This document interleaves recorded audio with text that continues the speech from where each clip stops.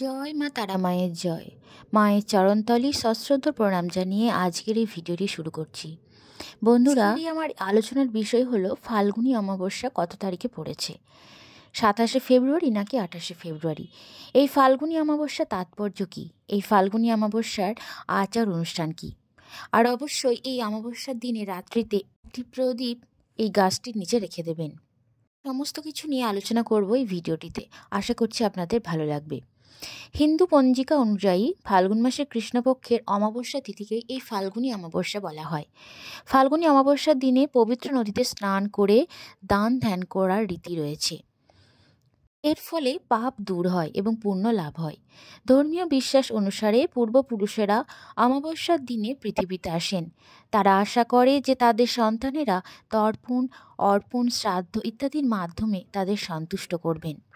তবে এবছর ফাল্গুনী অমাবস্যা কত তারিখে পড়েছে, 27 তারিখ নাকি 28 তারিখ?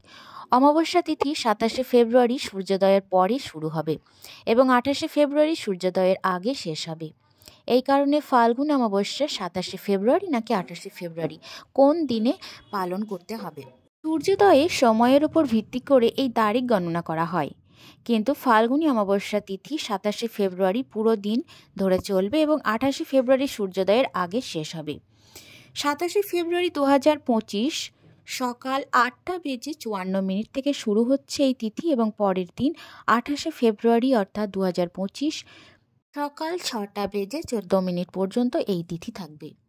অর্থাৎ এই বছর ফাল্গুনী অমাবস্যা পালিত হচ্ছে 27শে ফেব্রুয়ারি বৃহস্পতিবার পালিত হবে।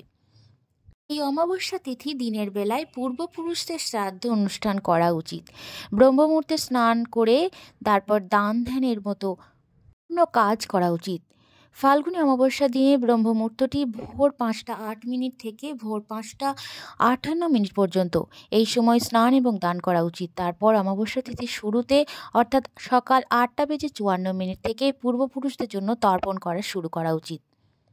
যারা ফাল্গুনী অমাবস্যায় তাদের পূর্বপুরুষদের জন্য শ্রাদ্ধ অনুষ্ঠান করতে চান, তারা দিনের বেলায় সকাল 11:30 থেকে দুপুর 12:30 পর্যন্ত এই সময়ের মধ্যে পূর্বপুরুষদের জন্য শ্রাদ্ধ অনুষ্ঠান করতে পারেন। এই সময়ে পূর্বপুরুষদের শ্রাদ্ধ করলে পূর্বপুরুষেরা পিণ্ডদানের উপকার পেতে পারেন। বিশ্বাস করা হয় যে এই দিনে গঙ্গা, যমুনা এবং সরস্বতীর মতো নদীতে পবিত্র স্নান করলে পাপ পরিষ্কার হয় এবং মোক্ষ লাভ হয়। কিংবদন্তি অনুসারে এই শুভ দিনে দেবতারা এই নদীর তীরে উপস্থিত থাকেন, যা আধ্যাত্মিক শুদ্ধি এবং পিতৃদোষ সমাধানের জন্য একটি আদর্শ সময় বলে মনে করা হয়। দিনটির আরও এক তাৎপর্য রয়েছে, কারণ এটি মহাশিবরাত্রির পরে পালিত হয়, যা চতুর্দশী তিথিতে পালিত হয় এবং ভগবান শিব এবং দেবী পার্বতীর জন্য পালিত হয়। পবিত্র নদীতে, বিশেষ করে গঙ্গা, যমুনা এবং সরস্বতীর মতো সঙ্গমস্থলে স্নান করলে সমস্ত পাপ মুক্তি হয়। ফাল্গুনী অমাবস্যা তিথি যদি সোমবার, মঙ্গলবার, বৃহস্পতিবার এবং শনিবার পড়ে, তা অত্যন্ত শুভ বলে বিবেচিত হয়। আর এবছর যেহেতু বৃহস্পতিবার পড়েছে, তাই এই দিনটি অত্যন্ত শুভ বলে বিবেচিত হয়।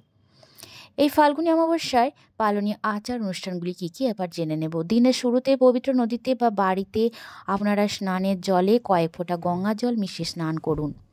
গঙ্গায় স্নান না করা হয় তাহলে বাড়িতেই স্নানের জলে তিল মিশিয়ে স্নান করুন। স্নানের পর সূর্যদেবকে অর্ঘ্য অর্পণ করুন এবং সারা দিন উপবাস করুন। নদীর তীরে তর্পণ করুন এবং আপনার পূর্বপুরুষদের সম্মানে জল এবং খাবার উৎসর্গ করুন। ব্রাহ্মণ এবং দারিদ্রদের খাদ্য, বস্ত্র এবং অর্থের মতো প্রয়োজনীয় জিনিসপত্র দান করুন। গরুকে বা যে কোনো অবলা পশুকে খাওয়ান। বিশেষভাবে পুণ্যের কাজ বলে মনে করা হয় এগুলোকে। সন্ধ্যার সময় পিপল গাছ অর্থাৎ অশ্বত্থ গাছের নিচে একটি সরিষার তেলের প্রদীপ জ্বালান এবং 7 বার প্রদক্ষিণ করুন এবং শান্তি এবং পূর্বপুরুষদের আশীর্বাদের জন্য প্রার্থনা করুন। ব্রাহ্মণদের গরু দান করা অত্যন্ত শুভ বলে মনে করা হয়।